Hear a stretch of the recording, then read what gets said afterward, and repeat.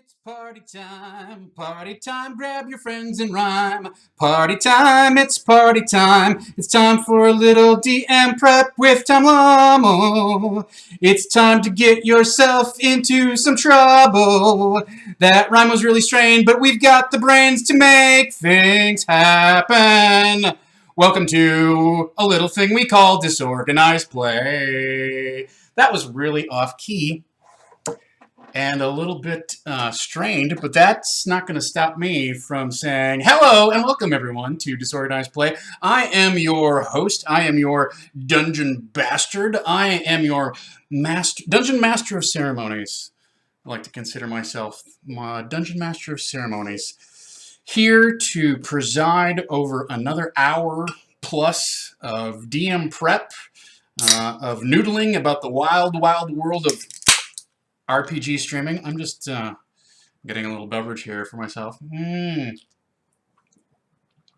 to talk to you about your your D&D game or whatever it is, maybe a little bit today. I've got a lot on the docket. Have you seen the docket, you guys? It's huge. The docket is enormous. We are going to talk about... It's a really big session today, you guys, so I'm actually fairly excited. I didn't get everything as prepped as I would like. It's never stopped me before. That's sort of the theme of the show, but we've got some very juicy things to cover today, and I really think that this is going to help give you some insight into my DMing style, help me evolve my DMing style, hopefully help you also become a better DM, or at least give you something to chew on, right? So that is, let's take a look at, let's run the rundown, We're going to talk about becoming a jazz DM. Maybe that opening should have been a little jazzier. That is the deal there. We're going to talk about something that I'm very excited about, and I have not used before, but which we're going to demo on today's stream and try to use for the rest of the season and try and incorporate this into our bag of DM tricks. And I call this Plot Radar. Plot Radar. So think about that. We're going to talk specifically about some Session 2 threads that we've got open out there, kind of forming up, also known as Schrodinger's clues in my particular parlance.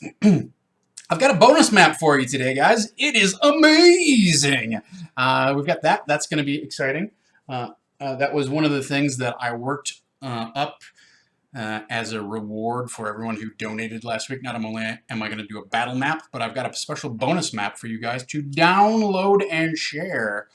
So, something fell over. It was my bag. The dog is disturbed. And then finally, we're going to talk about some of our new chat rewards that we're going to be implementing next session. We talked about it extensively last week, and we've retooled a little bit, not much, but we've retooled a couple things, and I want to share that with you as well. So that's a lot to chew through. I don't have a hard out today, but you know how it is. Trying to stick to a concise hour. It's not going to happen. I'm gonna bloat a little bit, but I don't want to go more than an hour and a half. I just jinxed myself. Without any further, let's dive right into the actions. So welcome all of our regulars. Welcome if you're new to the stream. We appreciate your eyeballs and support. So it's good to see you all again here, and I apologize for the schedule changes that kind of have accursed us here of late. Hopefully that will kind of fall into some regularity, so that when I say I'm going to start at noon, I scheduled it for noon, and then I forgot that I scheduled the dog for a vet appointment at noon. So it's my fault. I will take the heat for that one. Sorry, James V. Follow my Twitter feed and get all of the latest updates on when the show is, if the show is running late, if my internet has taken a dump. All right, so becoming a jazz DM. How did this arise?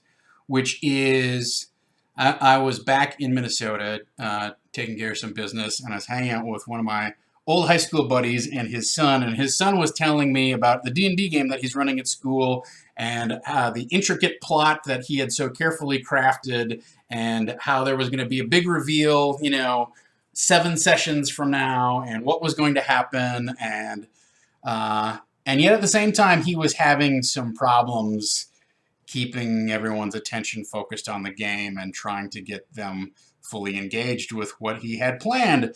And I said, maybe you need to kind of loosen up on how tightly plotted and how great this big reveal is going to be. You might be setting yourself up for disappointment. You might not be engaging the players in a place that they're interested in going. And also, he had this particularly really kind of meta style plot going where there was literally they were going to fetch it was a generic plot device. It's a magical item that generates generic plots, and that was their goal. And I said that's super meta, but all these people are just starting to play D&D, right? And he's like, yeah, no, they're mostly all new. There's a couple people who've played before, and I'm like, but you've played a ton, and so for you, this is an interesting meta exercise of ooh, what if there was this magical item or artifact called a generic plot device that spooled out generic plots, and then you could interact with it in the game world. That's a very deep kind of that's a deep level of engagement that requires a lot of backstory or experience with the game. And these people are all new. They might just want to go kill a dragon. So that's the deal. And so I was encouraging him to listen to what the players are saying and maybe don't plot things out so far in advance and be reactive and have responses and improvise with the elements that your players give you. And my buddy just sort of looked at his son and said, yeah, Tom's more of a jazz DM. So I thought that was a very apt way of putting it. And I want to say, the reason I think that's apt is if you look at improvisational jazz, there is a structure. You've got your 12 bars or whatever. There's certainly you have to work in concert with the other players on the stage. You share the spotlight. You each have moments where you take solos. You may do kind of a call and response. I'll start the theme. Somebody else will counterplay a different theme. We'll trade back and forth. We'll mix, combine, riff off of each other, that sort of thing.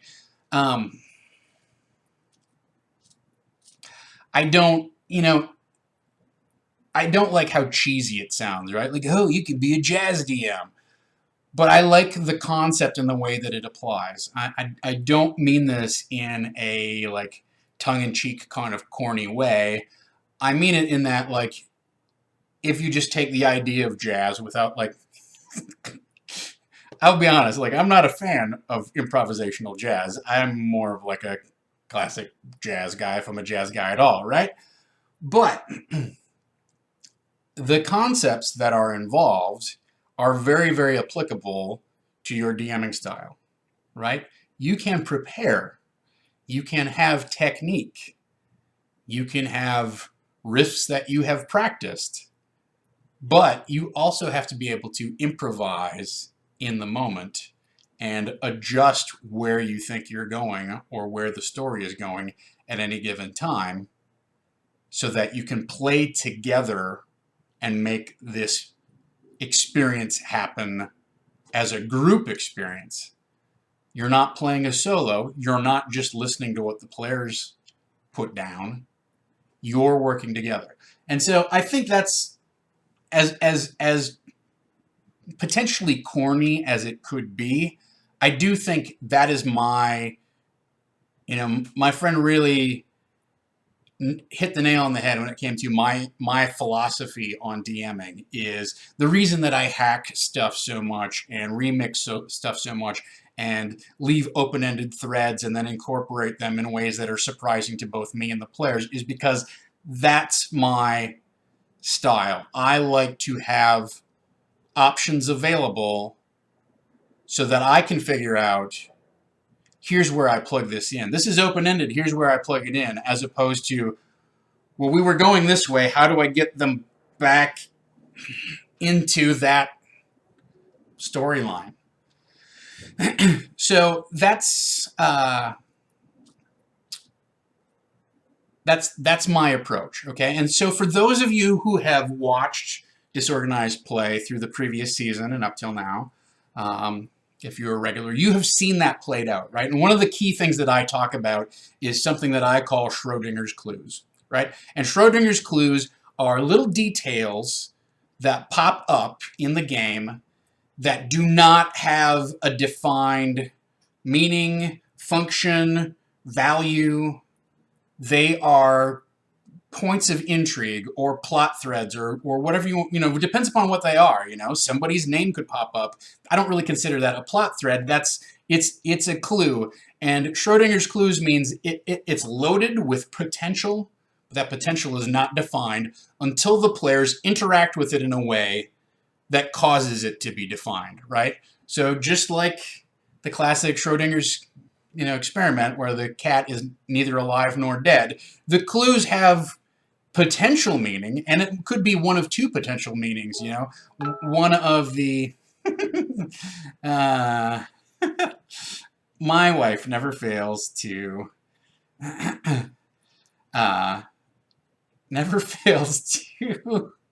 chat me when I'm in the middle of streaming. So it could have, so let's look at one thing that I consider a Schrodinger's clue, right, from our game that we're playing right now, is we have this weird prophetic thing that when Tack charmed her mom and did a persuasion check on her to tell me what's going on, she just said this cryptic thing of beware the bird song, its fruit is a dark gift, right? Now, anything cryptic like that is ripe, no pun intended, is ripe to be a Schrodinger's clue. So we have elements where the players think they know what they are. Birdsong is Avril's last name. How does that tie in? What does that mean? Are her parents the villain? Okay, so that's immediately one potential thing attached to this prophecy, right? But it's not defined as they are the villain. It hasn't been explicitly stated. So what we can do is when they actually interact with it and reveal what the meaning is, we can clarify, oh no, that's not the birdsong. They've got their name Birdsong from, or maybe it's a relative, or maybe it's a lost brother, or whatever it is, right? We have the option to either directly fulfill what the player's expectations are when they hear this piece of information, or we have the opportunity to twist and surprise them with it. But I don't have this, as the DM, I do not have to make that decision until we're getting very, very close to the players directly interacting with that particular Schrodinger's clue, right? And in fact, I may not have to make that decision until they actually do. The trick about this is you don't have to fulfill that piece of information the first time they interact, but that's a very dangerous thing to fulfill it with another vague Schrodinger's clue, right? Then the players start to lose track of well, I don't even know what any of this means. It starts to get really hazy and ambiguous. And if everything's hazy and ambiguous, you're going to have a very, very, very difficult time getting your players motivated to chase any lead in the plot, right? If players identify a target or identify a goal and then pursue it, your plot is going to move along. You can respond to that. You can react to it. You can twist what happens. You can intrude.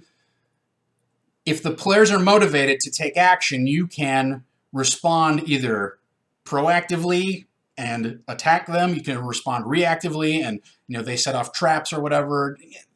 The point being that if they aren't motivated, now you have to kind of shovel motivation onto them, and you're pushing your entire story uphill. Whereas if the players are motivated, your story starts flowing, and it's almost like they're skiing down the hill of the plot, and you can either pop up obstacles in front of them or send things charging up the hill toward them, right? So that's That's what I'm talking about when I talk about becoming a jazz DM, and that's one of the main tools in my toolbox. Is I like to find and create points of interest that either the players give me or that we discover jointly or that kind of pop up as suggested by the material. And then some things need to be defined up front, I open the door, what happens? You need to know that, right? But this whole prophecy thing, that didn't need to be defined. Can you tell me more? It's okay to roadblock them a little bit and say, no, I don't even know what that means. Why did I say that? That's okay, as long as you fulfill it at some point. So that's my philosophy. That's my high-level philosophy on becoming a jazz DM, right? Is not getting bogged down in defining every single detail or defining every single outcome of what could happen in front of you. In my opinion, that way lies madness, partly because you'll prep a whole bunch of stuff that you will never use, okay? Or you might, grab that material and fill it in and use it later or whatever, but you're doing a lot more work than you necessarily have to, right? Every adventure is a cookbook with a stated recipe or a stated dish that's supposed to turn out at the end of it, but it is 100% allowed or encouraged to cook that dish the way that you want it prepared and make it something that your players want to consume. And so why either stick rigidly to the recipe that's laid out in front of you or try to plan 7 different meals and see which one the players pick when you can kind of cook in response to what they are enjoying. All right? I know I really push that metaphor hard in terms of like DMing is preparing a meal or hosting a party, hosting a dinner, that sort of thing. But I really do find it apt. So, BSB Care says, defining things cooperatively can be fun if you have involved players. I would argue you will get more involved players if you define things cooperatively. And we talked about that last session a little bit, of just asking easy leading questions with no pressure. Hey, I don't need to know right now, but what was your mentor who trained you to become a Paladin of Torm? What was he like or she like? What was their, did you get along with them? What was their style? Or did you not get along with them? I don't need to know now, but like think about that. Get back to me. And when they come back to you with that, like they've got an idea of like, oh yeah, he was a real a-hole and we didn't get along and I honestly left because I thought he was too hard of a trainer. Great. Okay. Now I can take that detail and use it someplace else. And when you use it someplace else, that's when they go, oh, great! Like that, I made a difference in the game. Like something that I created is actually involved. Because otherwise, you get very dangerous dangerously into the territory of we're playing through Tom's story, and that's the way it is, and we're heroes in Tom's story. Well, you want to be heroes in our story.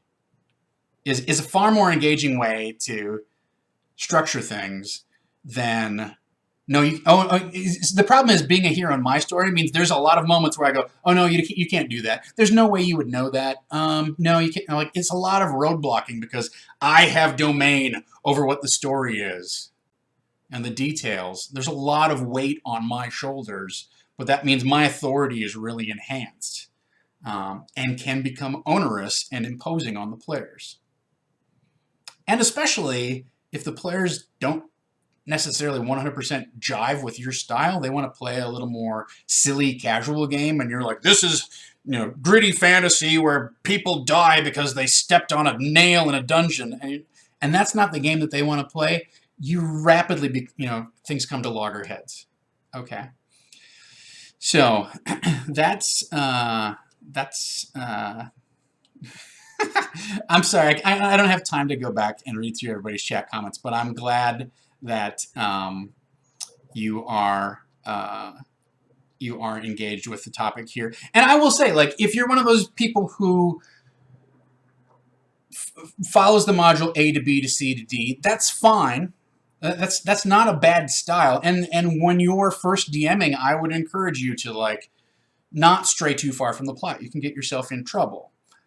But I would just advise you to look for moments where you can stay on the storyline, but incorporate little elements that the players hit upon that catches their fancy, or little details that they bring up that catches your fancy, and incorporate those, sprinkle those in along the way. I think you'll find that the adventure, even though you're going A to B to C to D, will bloom with your players in a way that kind of dragging them through the mud doesn't necessarily do.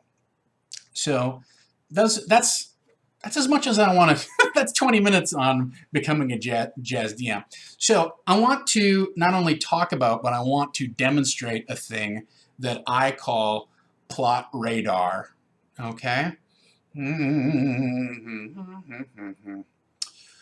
I'm going to have to change some things here. So bear with me. So what I'm going to do is I am going to move my... I should have set this up a little bit differently, but I'm going to flip over into my paint time setup because I want you to be able to like follow along as I do this. All right, so that's going to go over here. Let's see. Let me... I don't know if I can add the... I don't know if I can add the image. It's an existing image. I might have ditched it.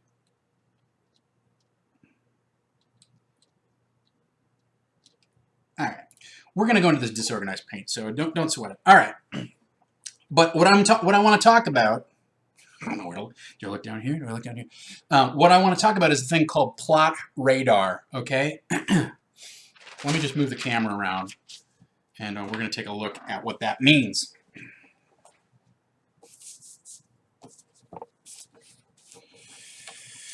Do.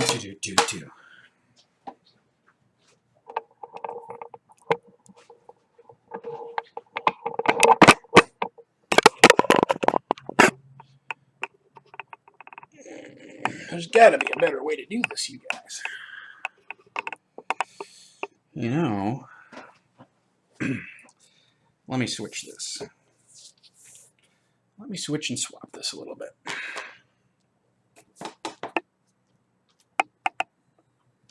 Computer comes over here. I know, it's very dark and gloomy, right?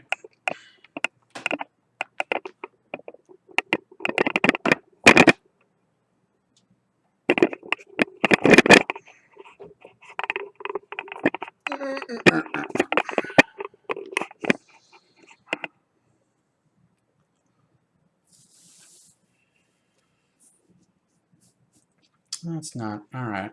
That's kind of okay. I wish I had a different, yeah, all right. I want this. All right, so.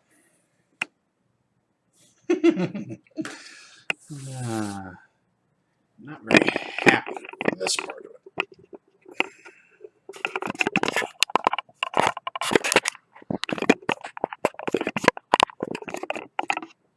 Okay, so plot radar.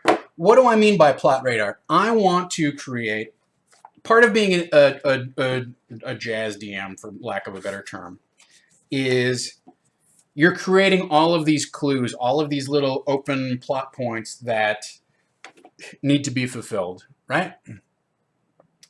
Yes.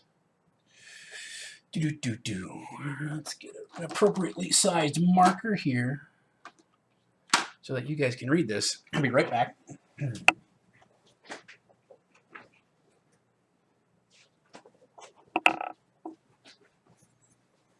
All right, I promise this. I promise that this is going to make sense for your D&D game.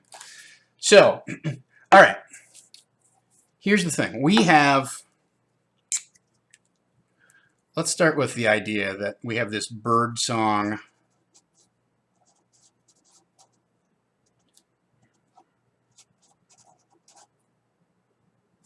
Let's make it bigger. Let's make it easy to read for you guys, right?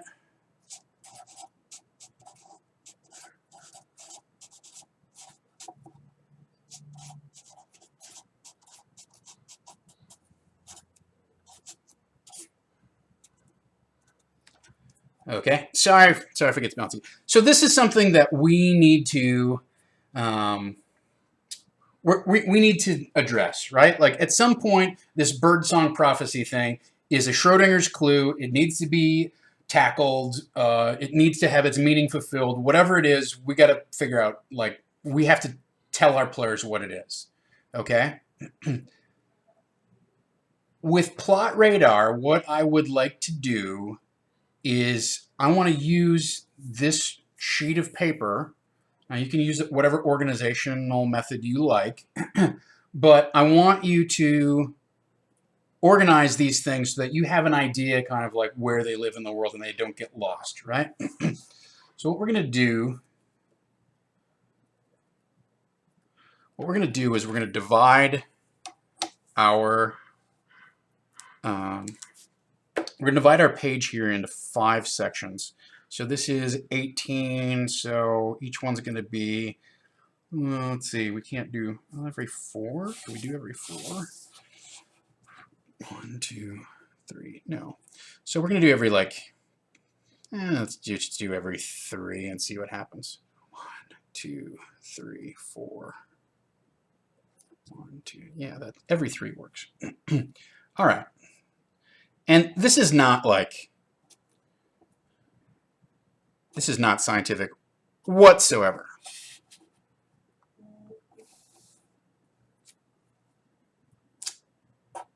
All right, but, and like I said, you could do this as a spreadsheet. You could do this on a cork board. You could do this however you want to organize it. But the idea behind this, good enough, is we want to come up with a way to track elements of the plot that we need to address. Things in our plot that are formulating on the horizon, things that are bubbling up on the surface that urgently need our attention, things that maybe have been dropped or forgotten.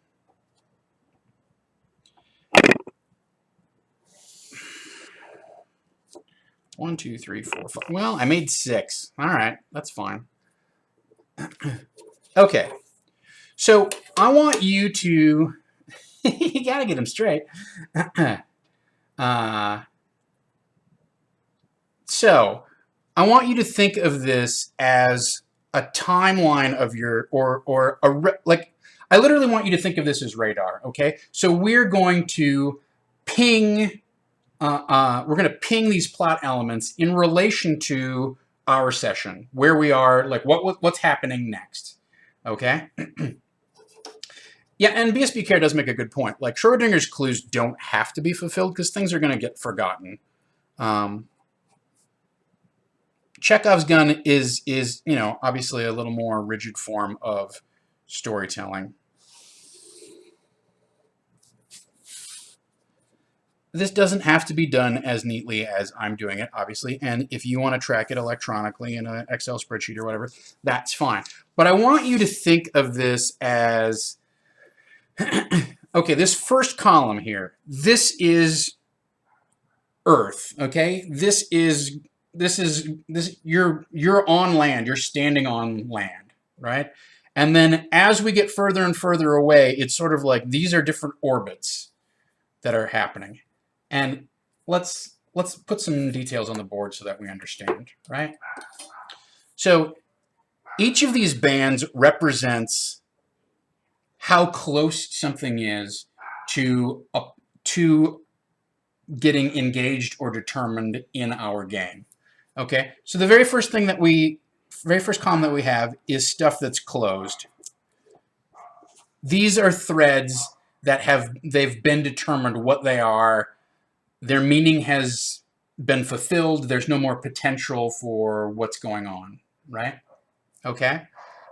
Is there anything that we have right now that's closed? I guess we could put something in here like, what did Avril do in Neverwinter? Like, we have a pretty good idea of what that is, right? So let's write it down. What is Avril's deal? That's still a little open-minded, but did she go to Bard College in Neverwinter? This is closed because this has been dealt with and has been resolved. No. Okay? So that's going to sit in this column. This is something that's like, these facts have been established, and they may be dormant plot threads, things that that could be reinvigorated, but they're things that have largely been addressed. Okay? The next issue, that next column, the next band of influence is things that are in our immediate sphere of they're very, very close to proximity to getting to coming. They're immediately going to come up in the next session. All right, and I'll give you a couple specific ideas of that would go in here. So one important one that's immediate is, what are the kobolds up to? Okay. Another one would be, what? Yes, as BSB Care says, why did Gregory and Dell run away to the Sunless Citadel? So, the great thing is you don't have to put them, you don't have to work your way out and back, okay? I'm going to write that down, and I'm not going to decide where to slot this in, but that is definitely one of our plot threads is, why did Gregory and Dell run off to the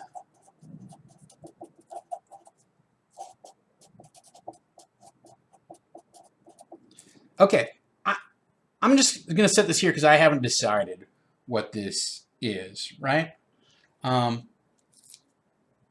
likewise, I haven't really decided whether this birdsong prophecy is coming into play.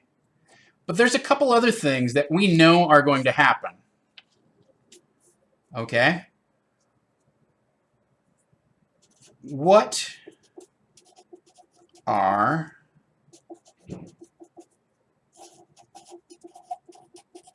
the goblins up to?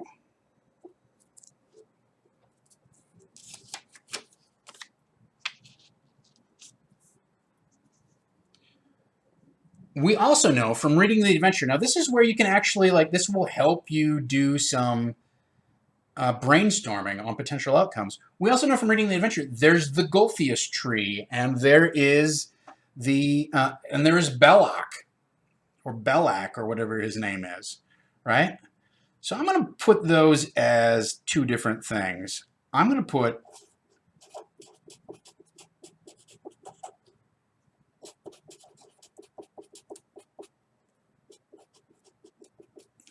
the Golthius tree.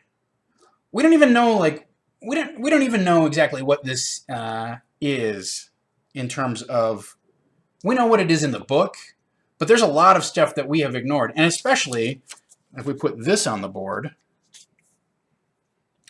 I think his name is Belak.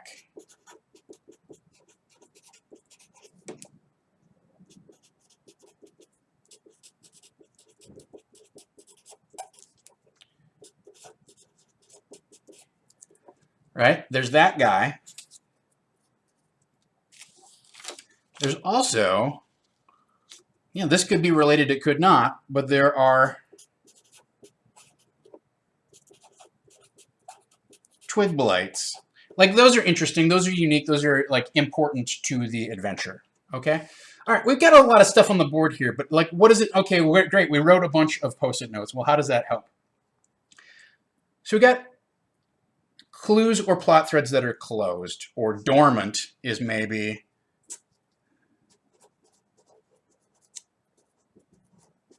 another way to put that. Okay? And we got things that are immediately going to come up next session. What are the kobolds up to? I don't know if we are going to know why Gregory and Dell ran off to the Sunless Citadel, but it's going to come pretty close. All right, so our next bands here on our sheet are progressively further and further out in terms of proximity to our next session's events, because this is all in proximity to what's going to transpire next session. So this really is designed to be a prep tool that helps you see beyond, first of all, focus on what's going to happen next session, but also see beyond and look down the road, and that allows you to do some foreshadowing. So I just call this next one, this next area, approaching.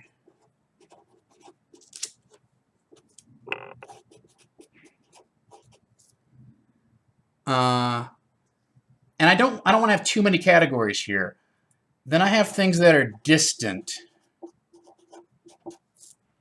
And then finally, I have things that are dangling. Okay? So right now, I can put something, you can't see this there. Right now, I can put something right on the board that is not like, so far all this stuff is sort of adversarial, right? Here's something right here, the Ironkeep. That, right now, I have as distant, for sure. That might even be dangling, right? We know it's out there. It's not related. I'm going to put that in the dangling category for now, because there are currently, nothing is attached to this, right? Ironkeep is just something that's dangling out there. What are the goblins up to? All right, so let's take this stuff and kind of. So Belloc definitely falls into the distant category. The Gulfius tree also falls into the distant category. So what this means is these things are probably 2 sessions out, at least, right? This is next session is where I'm looking. Not this session, but next session. And this is 2 or more sessions out. And these are things that are not connected at all. Just kind of, I don't like too much overlap there, so keep a little separation. Now, one of the reasons I do this on Post-it notes is I can put the Birdsong Prophecy. It's really sort of approaching, right? I can use the Birdsong Prophecy to foreshadow the Gulfius tree and to foreshadow Belloc the Halfling Druid. I can do the same thing with twig blights, right? I can introduce these things and use them to foreshadow the Gulfius tree or Belloc. Nobody has to know what these are, but you can see how they're coming. I think, what are the goblins up to? That's going to have to start to become clear, probably in this next session. And why did Gregory and Dell run away to the Sunless Citadel? We're going to have to do some foreshadowing on that. This could also be approaching, right? So one of the things you can do is it's a continuum. It doesn't have to be like, boom, you could have,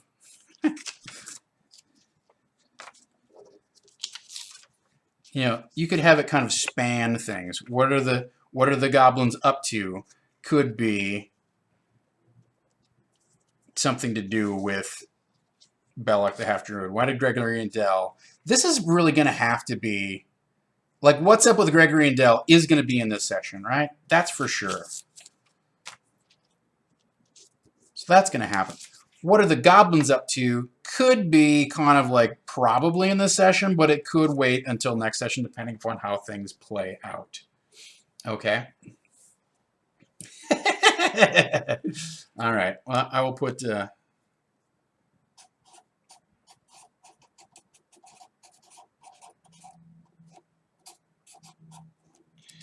there. If anybody screen caps this...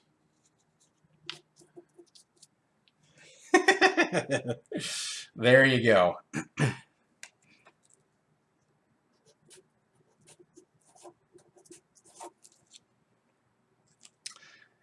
Now, so this is what I call my plot radar. So basically, I ping where I'm at this moment in the session.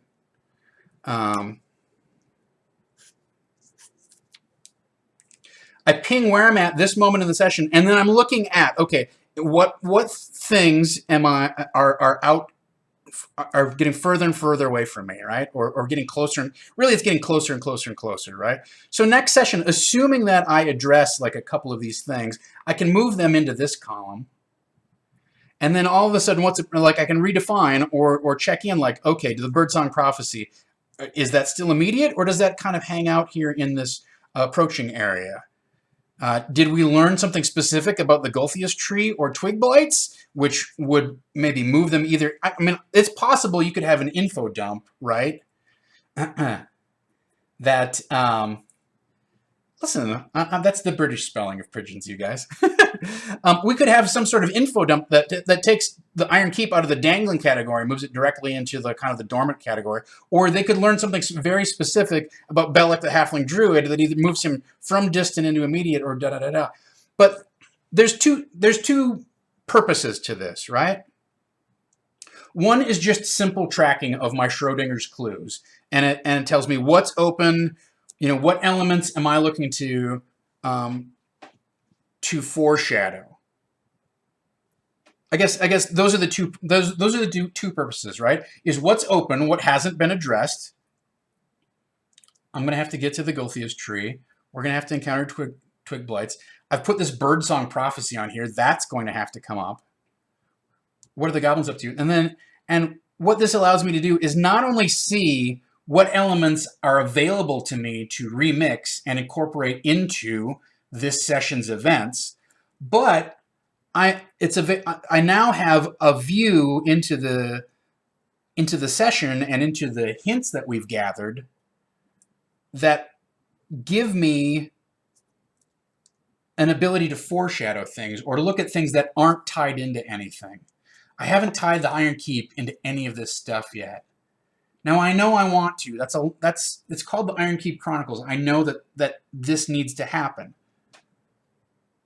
Can I find a way through any of these elements to tie this in? Can I find a way through these elements to tie this in? Is he even a thing, But this Gulthias tree is definitely staying in the adventure, right? But this gives me, like I said, it's designed to be plot radar. So I ping out my radar session, and all of my open threads and all of my clues, all of my interesting details light up, and then I can draw stepping stones from one to the other if I need to. Or at least I can start thinking about them. I don't have to literally draw them in between. Now, one other thing that you might consider doing is, I don't know, this is going to work very well because I'm just doing this off the top of my head. Those aren't the right colors. Blue. Yellow's not going to show up. Let's do a green. What else have I got here? Green.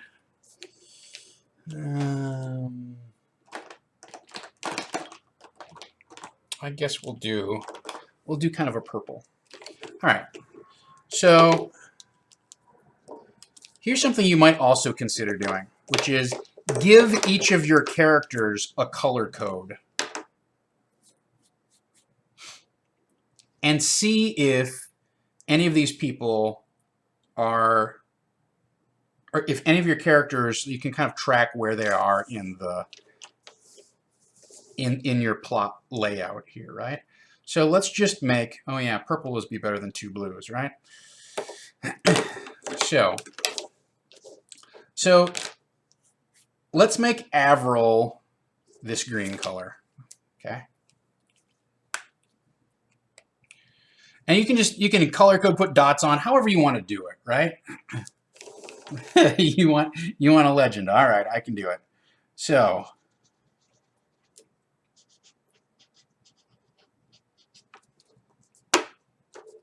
don't get away from me. Purple will make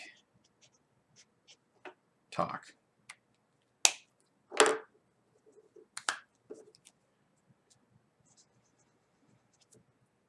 Red will make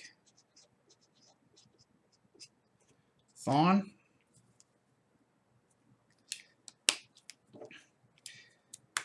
Okay, so you could use different colored post-its. I don't recommend that you do that, and you're going to see why in a minute. What you could use different colored post-its for is different threads. Like, so I might use a different colored post-it for the Ironkeep than I would for, you know, this is all Sunless Citadel stuff, right? But let me show you why you wouldn't want to use different colored post-its for the characters. What is Avril's deal? Did she go to Bard College in Neverwinter? No. So who's involved with this? Avril. But guess who else is involved with this? Grayson. Right? And ultimately, by the time it's over, Tack and Thawne have come too, right? So Gregory and Dell ran off to the Sunless Citadel. That's not an Avril thing. That's more directly than anyone else a talk thing. The Birdsong Prophecy, that came from Tack, right? But it potentially involves Avril.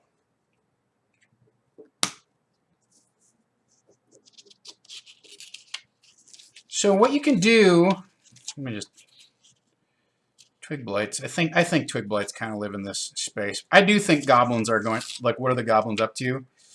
Depends on how deep they get into it, right? I'm going to keep this straddling. Here's the thing about this goblins item. They could go in next session and murder a bunch of goblins and not get any more information. Or they could capture some goblins or liberate some captured goblins or interrogate some goblins and get some hints about what's going on with the goblins. So that's something we have to think about. But so what you could do is color code who's involved in what. And one thing you'll notice is, like, even with this limited amount of stuff, we don't really have Thawne on the map anywhere. Okay? We don't have Grayson on the map hardly at all. You know, these are not strong ties to these people. So you can use this color coding to kind of figure out, like, oh, what players are getting focus and who's got stronger hooks to the events that are playing out. Now, what are the goblins up to? It's tempting with this Birdsong Prophecy to tie Tack into that, but we haven't used Thawne or Grayson. What if we tied them into it? So that's just something.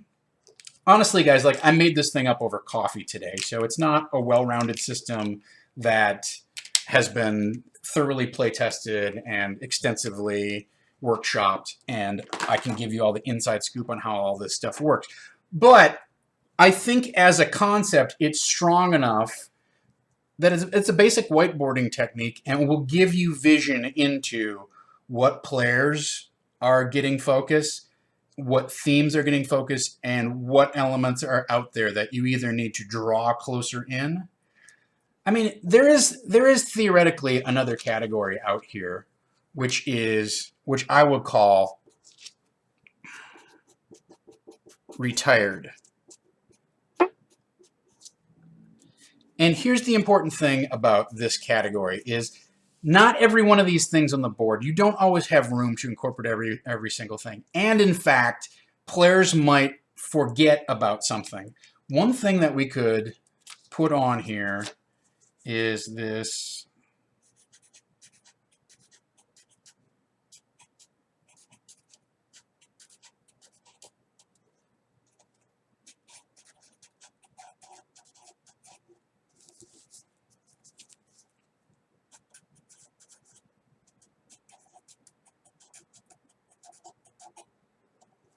okay, so this word, this Malethazon word, really is dangling, right? It's on the map. Whether the players are going to remember it or not is an open question. If they forget about it, I can drop it and nobody cares. Nobody's going to notice it. They might remember it later, but I can just move this over into my retired category and not worry about it. Okay? Like it's fine to drop things. That's the other part of it, right? Is that you don't have to use every single piece. It's better to have like several pieces on the board that you can maneuver in order to help guide the plot than it is to have like 3 things on the board and you're like, well, this is the way it's got to go. So it's okay. Players are going to forget stuff. It's not a big deal. It's okay to retire things that don't have... You can always resurrect them or bring them out of retirement through an NPC, through drop another hint that suddenly like this pops up, you know, etc. So that would be the 6th category on the board. But this is, so there's a half an hour on Plot Radar. It's a tool that I want to start using. I don't know that I'll use it in this form, although I really do like drawing things out, writing things down, having a whiteboard type of approach to this, right? I like this framework. I think it's going to be helpful for me as an organizational tool. You could, like I said, very easily do this as a spreadsheet, just a running spreadsheet that moves things around. You take notes on, etc. What I like about this is I can plug things into wherever I need to plug them in. If it's like a Word document, you tend to read that in a linear fashion, right? Like the way your brain processes that is from top to bottom, left to right. And this encourages me to make connections between things that aren't directly linear. What are the kobolds up to? Was it related to the twig blights? Is it related to the Ironkeep? If the answer to this is something that's not on the board, all of a sudden I can tag a new thing in. The kobolds, Ashardalon is definitely an element that has been mentioned a lot. And we know from the adventure is not going to get touched on. This whole Ashardalon thing lives, right now it's a dangling. Right now it's, technically in the adventure it's dangling. But what we could do is make it distant. We could put it into this category. The players view it as something that's on their horizon. It's not something that's just like, oh, it got mentioned and forget about it. Who cares? It very much ties into the Sunless Citadel, all of this stuff, right? James V recommends using Trello. I have not used Trello, so I don't know how appropriate it is, but I guarantee you, like, if you had any sort of workflow or flowchart type of thing, you could do something like this, right? But a Chardalon is something that's out there. You know that in terms of the adventure, it's actually dangling. But for the players, they perceive it as something that's distant. We might learn he seems important, or he or she. The dragon seems more important. Seems important. We're going to learn more about that guy. Okay. Well, that's something for you as the DM to consider, right? Like, as written, it's a dangling thing. It's some backstory. It doesn't actually have any import. It doesn't play. But the player's perception is different, right? And so you may want to keep that in mind as you're putting these things into categories, is the player's perception may take something out of a category and actually move it closer. I guarantee you, so the Ironkeep, when we kicked off this game, the players had it here.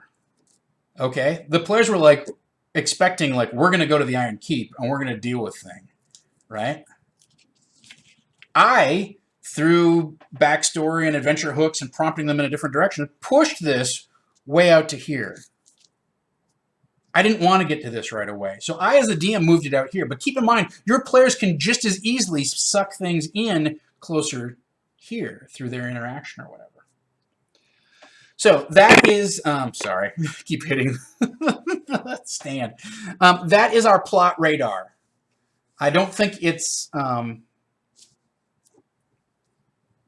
don't think it's, it's certainly not finished. It's not a work of genius. It's not absolutely wild and innovative. But I think it's a different way of organizing your preparation, right? It's a different way of letting you look into what's going on in your campaign and figuring out, oh, okay, here's how I can connect these dots.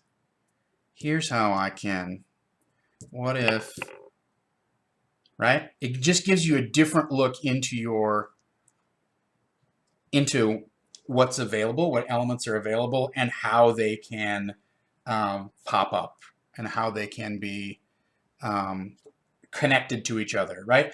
So the most important thing about being a jazz DM, just to kind of like put brackets around this whole thing and tie it off, is your musical phrases, to belabor the metaphor, need to connect to the rest of the melody, the rest of the song that's being played, right?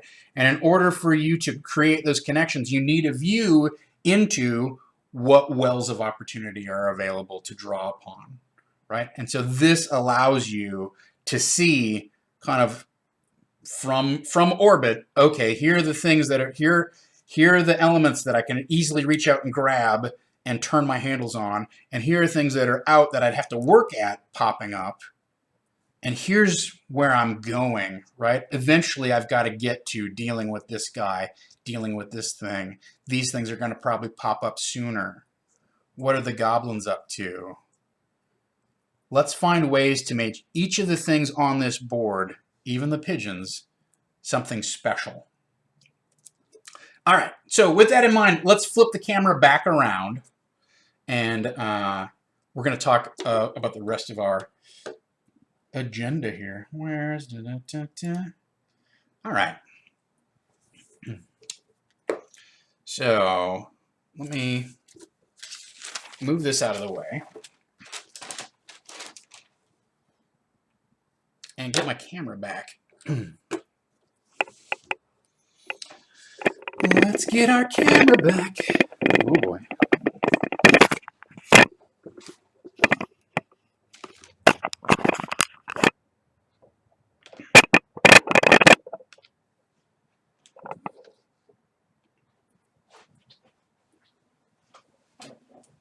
Oh, pretty good, pretty good. All right. Okay, so we covered some of our session 2 threads, so I sort of baked that into this plot outline. But I think the things that are immediate are, what are the kobolds up to? So we're going to need to have a session with, or this coming session is going to involve dealing with Yusdrael and the kobold queen or leader, for lack of a better term.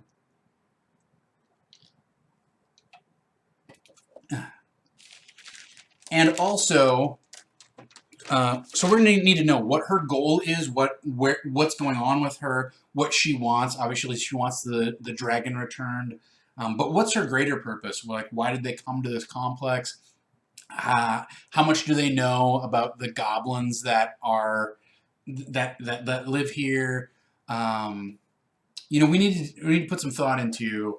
There's going to be a conversation. That's one scene. One of the things that this helps you do, the plot radar helps you do, is predict. Like, okay, I can tell that I know that there's going to be a scene where the players interact with the kobold leader.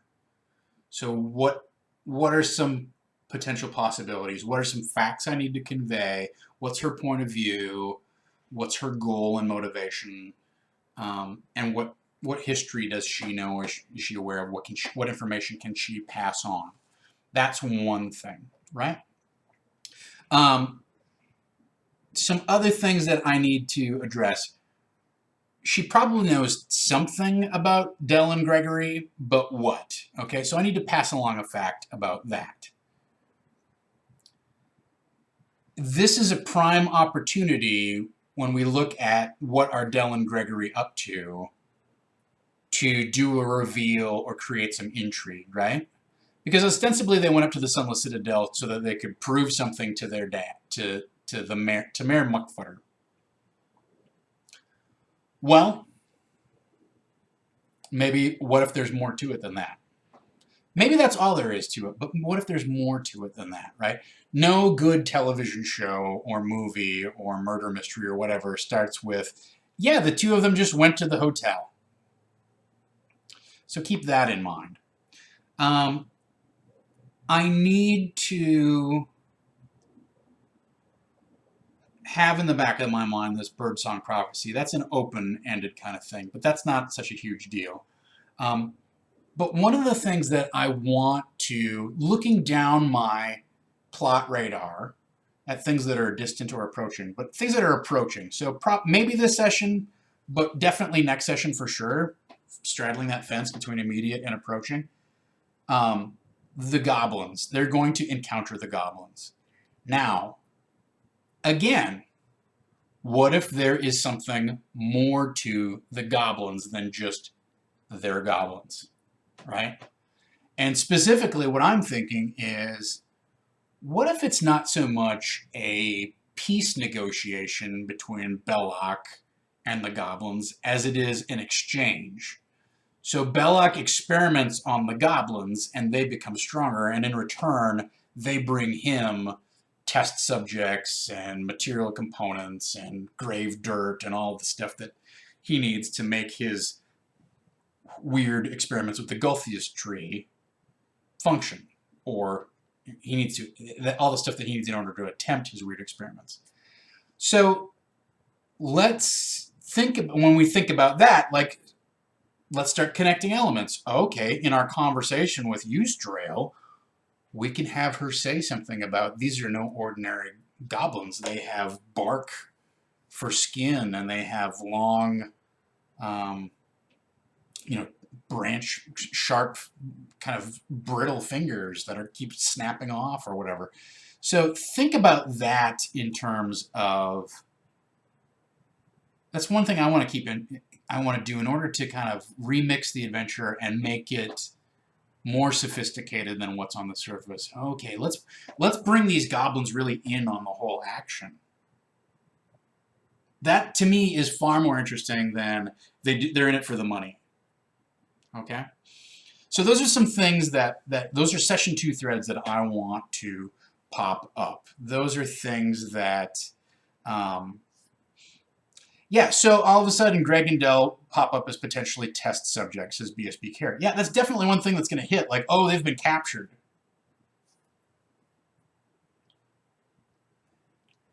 I want you to think about an alternative to that, because that's the obvious thought, right? Is like, when you find that information out, like, oh, maybe the goblins are experimenting or somehow being experimented upon or whatever, like, oh, well, maybe Del and Gregory, they're experimental test subjects too. There's nothing wrong with going with that gut thing and running with it. Players love being right, and being right the first time can be rewarding. It's very efficient, cuts to the chase, It makes goals and motivations very simple, very straightforward. So despite what I'm about to say, do not dismiss going with the player's gut. Okay? But your job as the DM is to go, okay, that's one piece of potential. That's one unfulfilled premise. That's one part of our Schrodinger's clue. But what if Dell and Gregory were there willingly, are somehow complicit or involved? Okay, that's another part of this. So now we've got now we started having a bucket list of potentials, and it intersects with what are Dell and Gregory up to, and what are the goblins up to, and that intersects with perhaps the Golthius tree, or Belloc the halfling druid, or both, etc., etc., etc. Right? Yeah. So as Griffin OFH points out, assistants or willing participants or whatever. Right? So now as we look at our, all of a sudden you're seeing those connections start lighting up in a way that's very engaging and very interesting, but it's still brimming with potential. I don't have to define those things. I don't have to decide that's the way it is. I'll tell you one thing with this Birdsong Prophecy, I don't think that Havana likes the idea that her parents are villains. Like, I like that idea as the DM. But I don't think she's very enthused about it. She's already kind of the outcast, and this makes her character even more of an outcast. So even though I think that's an idea that's rich and engaging and brimming with potential, I may dismiss that because why alienate the player just for the sake of my amusement at the idea that her parents have gone off and done something awful? Something to think about, right? Oh, it's Griffin of Falcon Hollow. All right, I'm not on top of all of the shorthand slang here. I appreciate filling me in. Griffin of Falcon Hollow. Hallow, Falcon Hallow. Very good. All right. Thank you, Griffin, for joining us, by the way. So that's briefly touches on our session 2 threads that we need to address. But I think with this plot radar tool, we're really going to kind of let's try and track this stuff. Maybe I'll come up with a better way to share it or whatever. Logistics prep. So there's some things that I need to do. The plot radar love plot radar. I can't sing it without getting slapped for copyright infringement, so I won't. Maybe I just can't sing it. Consider that. Logistics prep, some things I need to do. I need to create the battle map.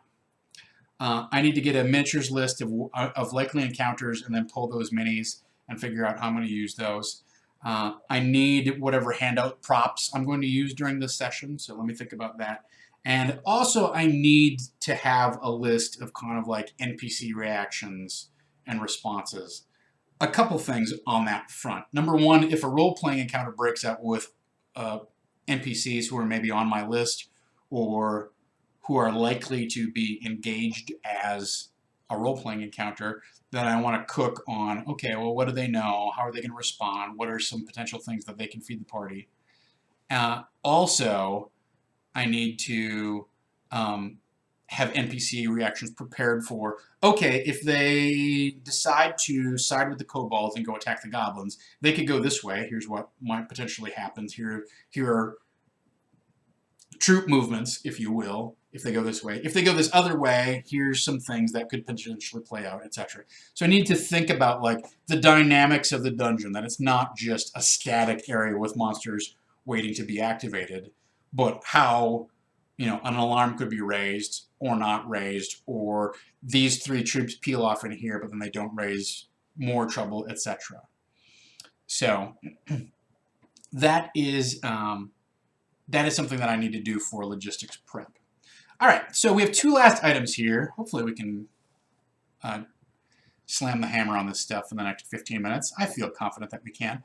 So speaking of NPC reactions, so you guys were very generous with your donations, and we didn't use all of them last session.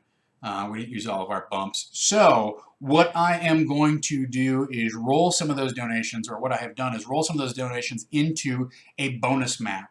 So tomorrow night, when the party meets with Yawning, one of the things, two things. Number one, 16-bit Eric, thanks for subbing up with Twitch Prime. I really appreciate that.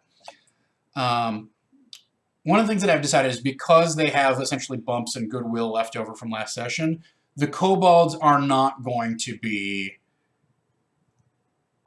very aggressive or combative, right? They're penned in by these goblins. I want to paint the situation they're actually losing a fight with these goblins. The goblins have stolen their dragon. They've got several people held prisoner. The goblins seem to be allied with some sort of dark force, which is giving them power beyond what normal goblins would have. And so the kobolds are looking for help.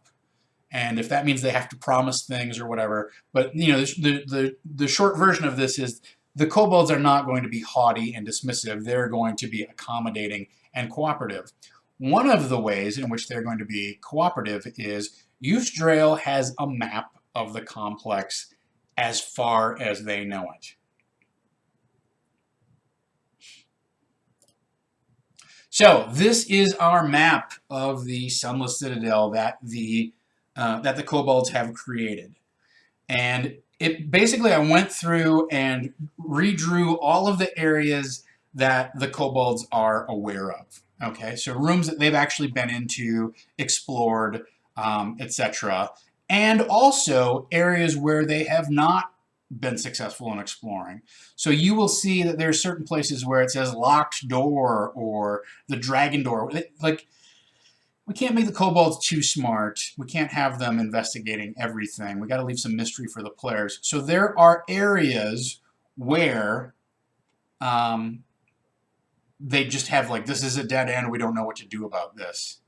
You know, one of these things says sealed door, locked door, etc., etc., etc.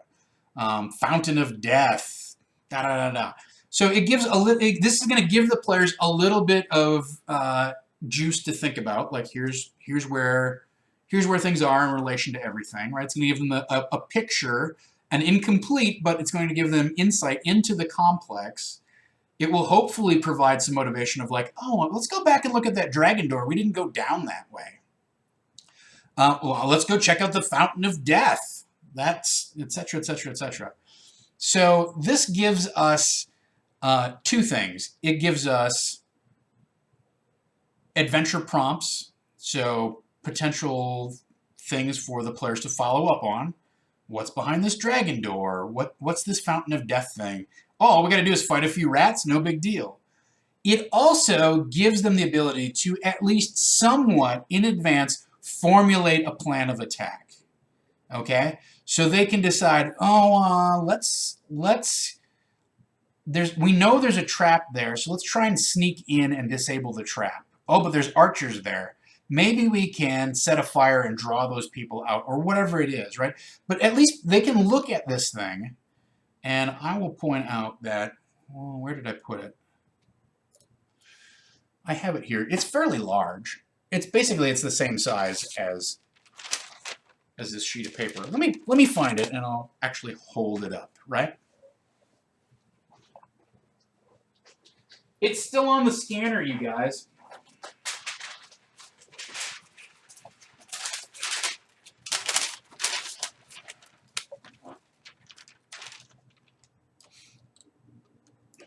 All right. So this is the full size. Like, I'm going to give this to them as a physical prop, and you know, you'll notice that what I did, and it was a cheap tactic, but what I did was I took tracing paper and I printed out the map at basically double size, took tracing paper, traced it, and then like went through and inked it and labeled some of the things and did some shading and whatnot. So, you know, you guys were generous last session. I wanted to go the extra mile and give them a prop that they were really going to engage with.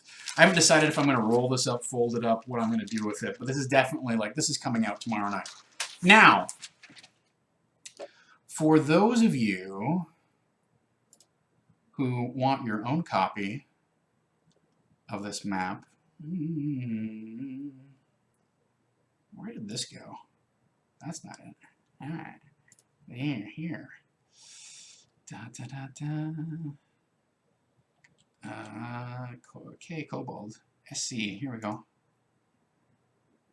Copy Dropbox link. There's not much of a way to age it a little. So here's the Dropbox link for all of you who would like to download that map. If you are a Patreon backer, the full res map, that's the half size, which is still fairly large, but the full res map is in your Patreon in the Ironkeep folder. So go to the Patreon general files and you will find the full, scanned at full size, I think at 200 dpi. So if you wanted to print this out bigger, I have no idea what it prints out as bigger, but you can print it, manipulate it, etc., right?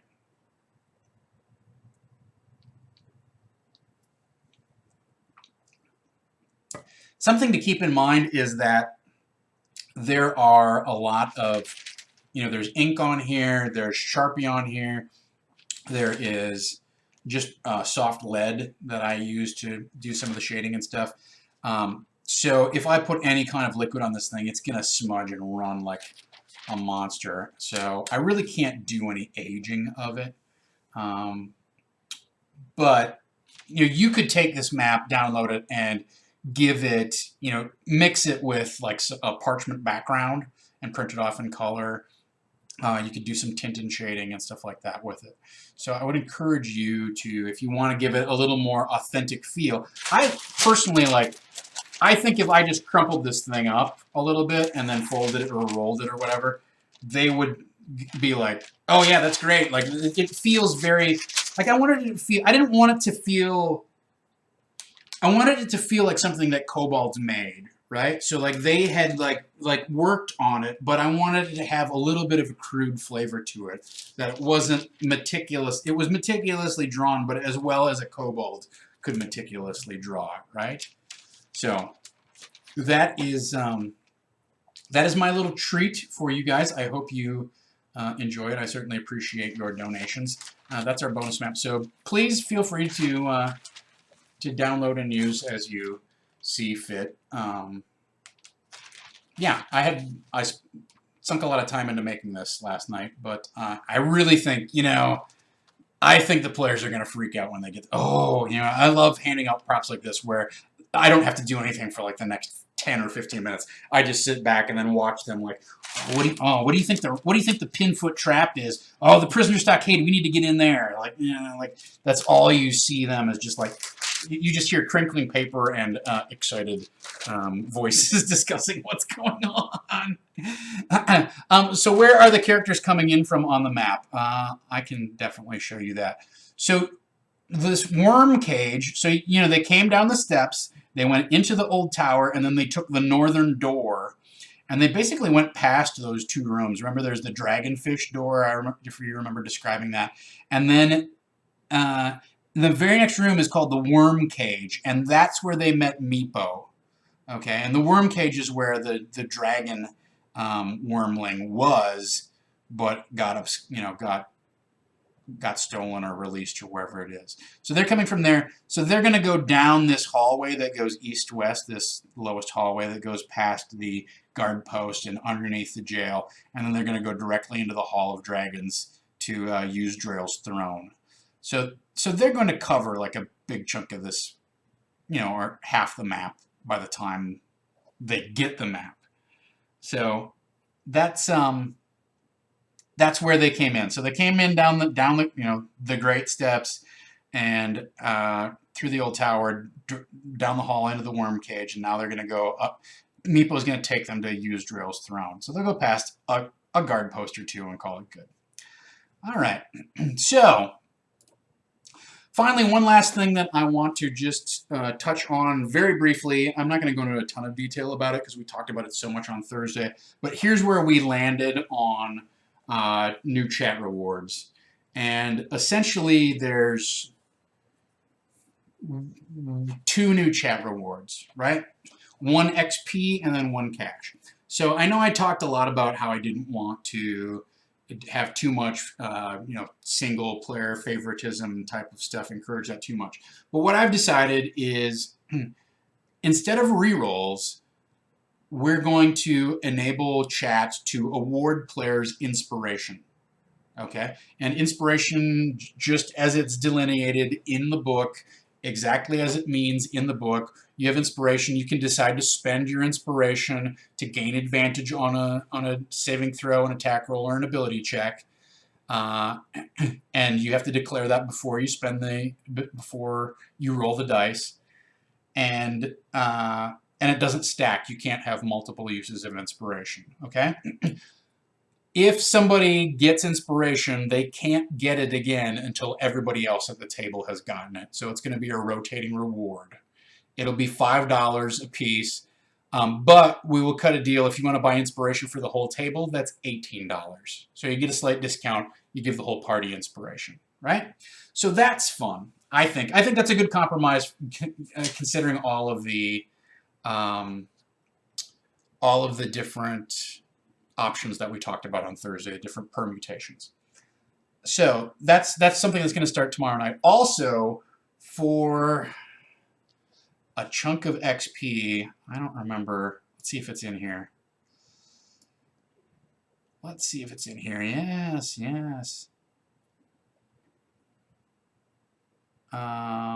Yes, so for, I guess it's 1,000 XP. That's not bad. For 1,000 XP once per game, you can trigger a little sort of mini game, I guess you might consider, called Remember That Time in Neverwinter. And what this is you can give a 1 or 2 word suggestion, and for a total of 2 minutes, the party will basically improvise a colorful event or episode that took place when Grace and Hale went back to Neverwinter to fetch Avril, right? So it's basically just a little improv story that we're going to play at the table. It's once per game, so it doesn't totally derail the game. We'd like to encourage newbies to spend the XP because this is really a reward for people who are new to the stream, that to give them an avenue to influence or at least do something, have some sort of interesting or fun effect in the game. But we do just want it to be like once per session, so that it's a little thing that pops up. The characters talk about, remember that one time in Neverwinter? You give a 1 or 2 word suggestion and they riff on it for 2 minutes, and then we go back to whatever our task at hand is. So those are the 2 chat rewards that we will be introducing tomorrow night. The other thing is, I don't know if that's in here or not. Yes, so at $100, we removed one of the short rests and we bumped up super fumbles. And instead, at $100, when the chat buys bumps, you get to cut off the DM.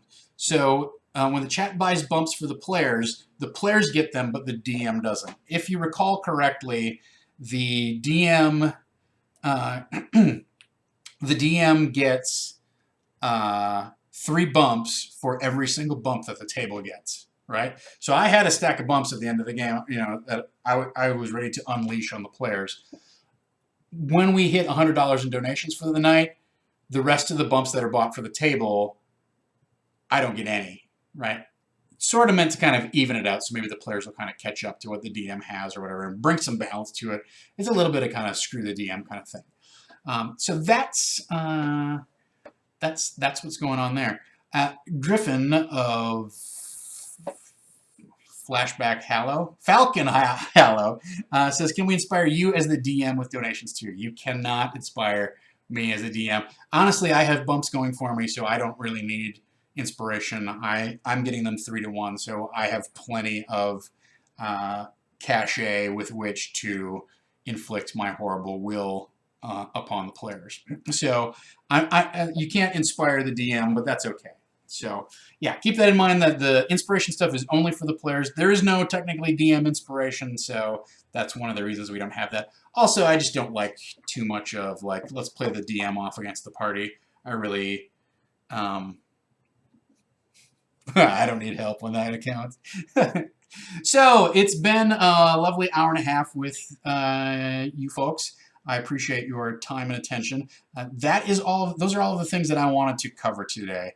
I really hope that you got something useful out of this. It really helped me to talk through our plot radar. I think we got some great stuff on the board here, and I'm really excited about trying to keep up with this system of organization, and I think it's going to bring some clarity to things that we have out there in the game. So I hope this has been helpful for you. It certainly has been helpful for me to bring some of these thoughts into focus. I think we've got the beginnings of a great tool. And I think we got a great session lined up for tomorrow night. So speaking of tomorrow night, let's take a look at the calendar.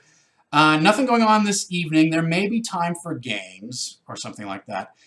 James V, keep in mind, the donations may not be all bumps because you can buy inspiration either individually or for the table. So if you buy inspiration for the table twice, that's $36. That's close to 12 bumps that I'm not getting, right? So I think, you know, you may look at the math and go, oh, Tom's really going to have a lot of bumps. He's not going to need them anyhow. But let's see how the balance of inspiration and bumps kind of works in tandem together, because I think inspiration is going to kind of dismantle the heavy favoring of the DM with bumps currently. So every time you buy the table inspiration, that's basically 6 bumps that I'm not getting for sure. So keep that in mind. So at any rate, all right, this tonight is, maybe Gaurav has time for games, maybe not, I'm not sure. Tomorrow night at 8 o'clock, we will play this game, which we have just spent an hour and a half discussing. Let's see how it all works out starting at 8 p.m. Pacific. It will be myself, and of course our 4 intrepid players and Mr. Dom Zook behind the scenes. So Amy Vorpal and Gaurav Galati and Eric Reichert and Havana Mahoney playing D&D 5 tomorrow night. So one clarification, James, the party can only have 1 inspiration at a time, so they all have to spend it before we can re-add a new inspiration. That's not true. If 3 of them have spent it and you're like, well, screw it, I'm going to buy it for the whole table, you can do that. That 1 player will not get inspiration. Or you could buy for those 3 players and get them upped, and then that next person will be in line. But you can rebuy for the table even if somebody still has inspiration, hasn't used it. They just don't get another one to stack.